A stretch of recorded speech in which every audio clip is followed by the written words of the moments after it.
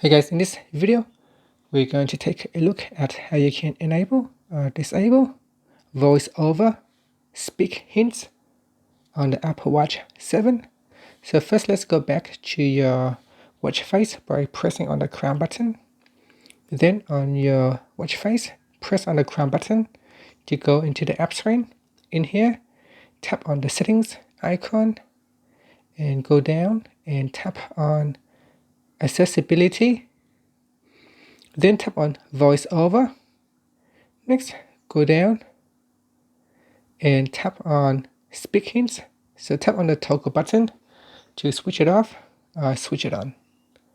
And finally, you can tap on the back key at the top here to go back to settings, or press on the crown button to go back to your watch face.